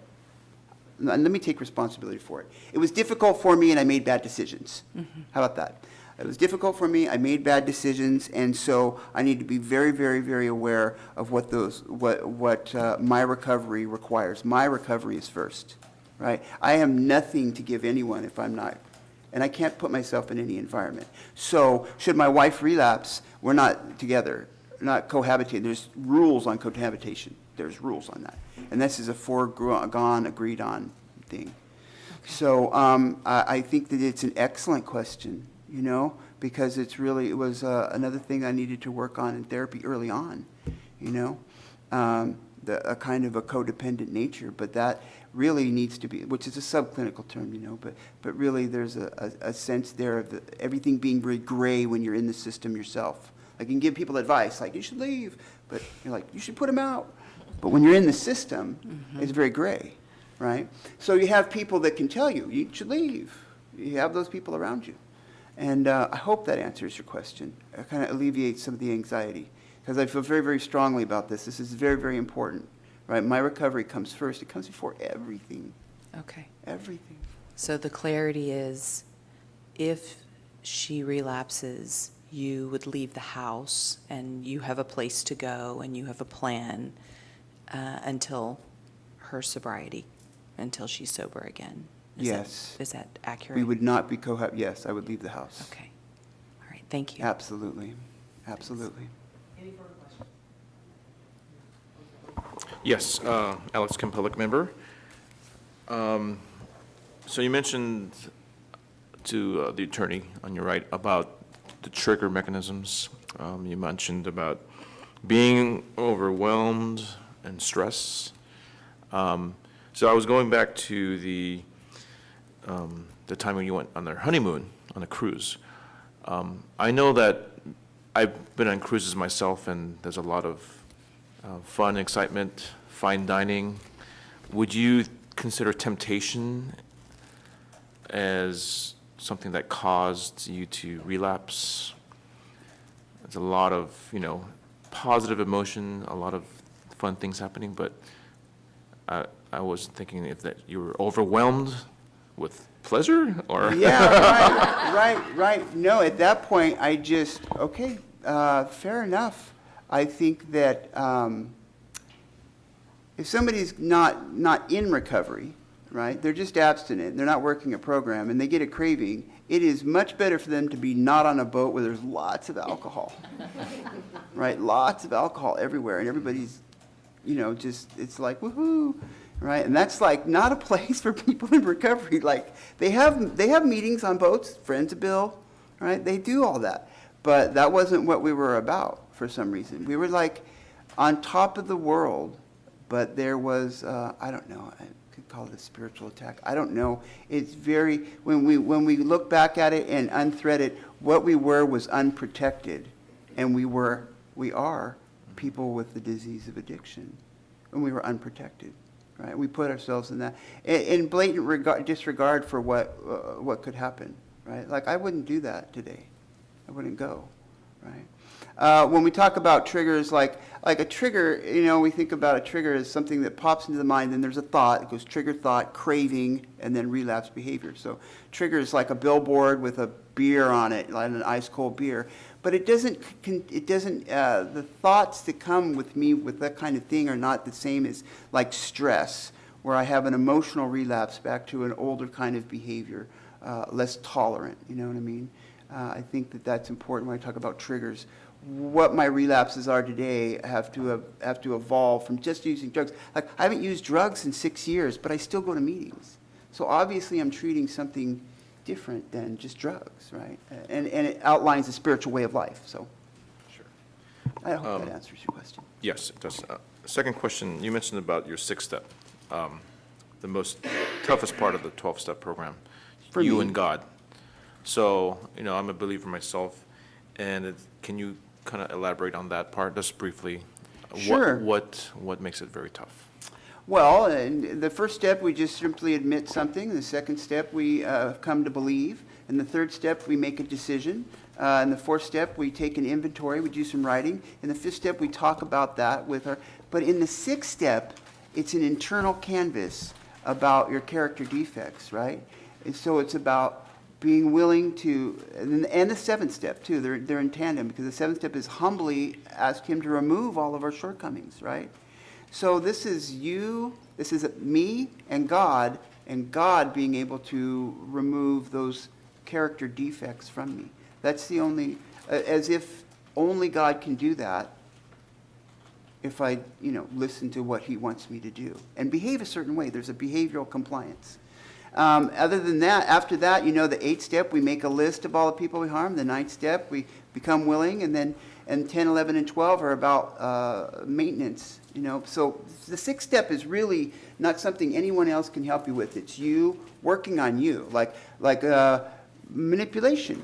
Why do people want to get rid of manipulation? Manipulation's a great asset, a lot of people think, but it can be very damaging. This is a character defect that people, does that kind of outline it? Yeah. Okay.